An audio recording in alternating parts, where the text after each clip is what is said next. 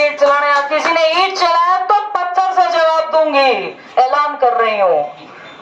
हमें गोली भी चलानी आती है, हमें सारे काम आते हैं, और जूते से इलेक्शन लड़ना आता है, इसका ऐलान करती हूँ। और महाराज जी आपके हेडक्वार्टर से, मंदिर से ऐलान करती हूँ, आपका आशीर्वाद लेती हूँ। मेरे सभी सम्मानित साथियों का बहुत बहुत धन्यवाद करती हूँ। एक छोटा सा निवेदन, और ही व्यक्ति हैं घर में और अलग अलग रहते हैं, कभी कोई कहीं रह रहा है, कभी कोई रह रहा है। मेरे 3-3, 4-4 महीने अपने माता पिता से भेंट नहीं होती। उनको ये लगता है ये विदेश में ही है, जब भेंट ही नहीं हो रही है 3-4 महीने में, तो भेंट विदेश ही से ही। आपने मेरे माता पिता का बड़ा सम्मान किया, इस नाचीज लड़की का बड़ा सम्मान किया। आपने एक मुकुट पहनाकर मेरा बहुत सम्मान किया था। बहन जी, उसको मैं मंदिर में दान करना चाहती हूँ। अगर आपका मेरे पे आशीर्वाद हो, अगर आप मुझे इस बात की इजाजत दें, मैं पूरे समाज के समक्ष ये गुस्ताखी करना चाहती हूँ। पूरे समाज का पहले धन्यवाद करना चाहती हूँ कि आपने मेरी इतनी इज्जत अफजाई करी है, आपने मेरा कद बढ़ाया है, मुझे बुलाया भी है, मेरा मान सम्मान भी किया है, मेरा मान सम्मान रखा भी है, मेरे परिवार का भी मान सम्मान रखा है। राजनीति से उठकर आपने पारिवारिक रूप से मेरा सम्मान किया है, तो एक छोटी सी गुस्ताखी मैं करना चाहती हूँ, उसको दान करना चाहती हूँ। ये एक मेरी छोटे सा निवेदन है। से कुछ दिन पहले भी इसी मंदिर में मेरा आना हुआ था, तो महाराज जी ने बड़े दिल खोलकर कहा था, विजय भव। और महाराज जी पूछने लगे टिकट का क्या रहेगा? मैं जी वो हाई कमांड देखेगा। बोले हम क्या देखेंगे फिर? बोले विजय भव। तो जब टिकट का ऐलान उन्होंने खुद ही कर दिया था, इतनी बड़ी शक्ति है। मैं आज यहाँ पर गुर्जर समाज की इस पूरी सरदारी को नमन करती हूँ। उनके साथ साथ आए और सम्मानित साथियों को और बिरादरी को नमन करती हूँ।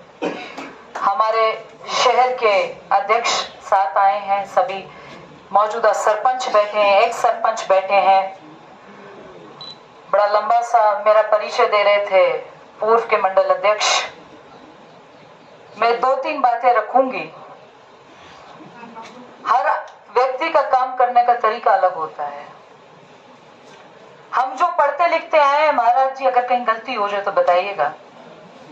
कहते हैं गुर्जर समाज सबसे बड़ा पुजारी है और उससे बड़ा योद्धा है। जब ये ऐलान करके निकलता है तो कोई युद्ध नहीं हारता। आज आपके समक्ष आपको सेनापति बनाकर इस बच्चे ने सोचा है कि एक ऐसा राजनीतिक युद्ध लड़ना है जिसकी पहरेदारी पर पूरे राजस्थान की चर्चा और नजर है। जब कल टिकट का ऐलान हुआ तो एक पत्रिका ने लिखा, मैं मीडिया पत्रकारों जो यहाँ पर मौजूद हैं आपका बड़ा सम्मान करती हूँ, लिखा गया कि भरतपुर की सबसे महत्वपूर्ण सीट पर एक 30 साल की बालिका को भाजपा ने उतारा। सबसे महत्वपूर्ण सीट पर, और भरतपुर तो वैसे भी राजाओं का गढ़ माना जाता है। तो महाराज जी आज आपके गढ़ से, आज आपके मंदिर से ये हम आश्वासन लेते हैं। कनवाड़ा को तो पिछली बार भी बता दिया गया था कि राजधानी माना जाता है और आपके केंद्र स्थल को हेडक्वार्टर माना जाता है। जो चुनाव है जीते लड़े आपके द्वारा जाते हैं। आपने मेरे जैसे गरीब पर सीधी नजर भी देख ली तो चुनाव वैसे ही जीत जाएंगे। बहुत ज्यादा किसी की जरूरत नहीं है, बस आप अपनी सीधी नजर रखिएगा। यहाँ पर बहुत सारे ऐसे साथी हैं, पूर्व में सरपंच हैं, सिटिंग सरपंच हैं, मौजूदा सरपंच हैं, पूर्व में पार्षद हैं, वर्तमान में पार्षद हैं, जिनसे मेरे रूबरू संबंध हुए।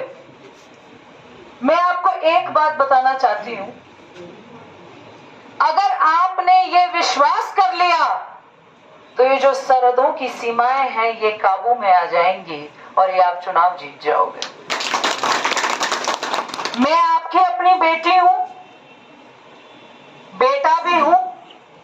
मैंने आपके बेटी के भी फर्ज अदा करने हैं और बेटे के भी अदा करने हैं।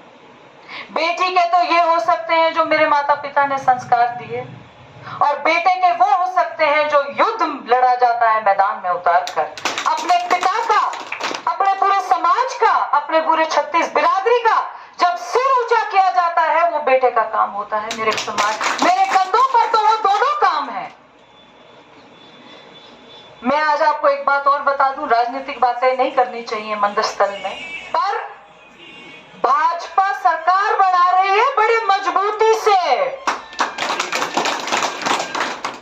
और जहां फिलहाल में हम बैठे हैं, मैं ऐलान करती हूं कि कांग्रेस की इस बार जमानत जब्त होगी। यहां से, इस बॉर्डर के इलाके से कांग्रेस की जमानत जब्त करके हम भेजेंगे। ये मैं ऐलान करके आपके आशीर्वाद से यहां से निकलना चाहती हूं।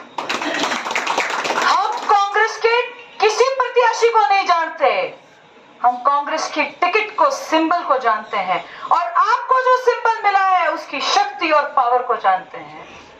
तो मैं ये ऐलान करती हूं कि हमें प्रत्याशी का नाम नहीं जानना कौन है। इस बार आप विजयी बन के निकलोगे, ये मैं महाराज जी से आशीर्वाद लेती हूं और ये आश्वासन देती हूं कि जहां पर कभी पसीने की जरूरत पड़ जाएगी तो नोकशम चौधरी अपना खून बहा देगी। चुनाव तो लड़ने और जीतने लड़े जाते हैं, चुनावों के समीकरण एक रात में बदल जाते हैं। कत्ल की रात आती है, अगले दिन चुनावों के समीकरण बदल जाते हैं, पर असली लीडर वही है, असली समाज का वक्ता वही है जो अपने समाज में रह के काम करता है। चुनाव तो मैंने 26 साल की उम्र में भी लड़ लिया था। उस टाइम देश में सबसे कम उम्र में हर पार्टी में चुनाव लड़ा था मैंने, तब भी माननीय प्रधानमंत्री जी के आश्वासन से चुनाव लड़ा था। आज मेरी 30 साल की उम्र है, तो मैं 3.5-4 साल के अंदर में मुझे दूसरा मौका पार्टी ने दिया। राष्ट्र की सबसे बड़ी पार्टी, विश्व की सबसे बड़ी पार्टी ने एक उदाहरण बना दिया कि 3.5-4 साल के पूर्व में भी एक कोई प्रत्याशी को दोबारा दूसरे जगह से उतारा जा सकता है। ये एक पार्टी ने विश्वास जताया है, जिसका मैं बहुत बहुत धन्यवाद करती हूँ। आप सभी समाज के सभी सम्मानित साथी से नमन करती हूँ।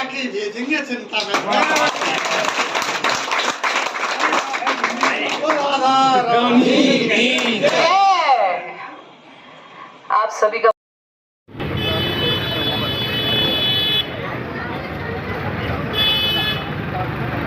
रुक जा भी नहीं, टाइम ना आया, एक सेकंड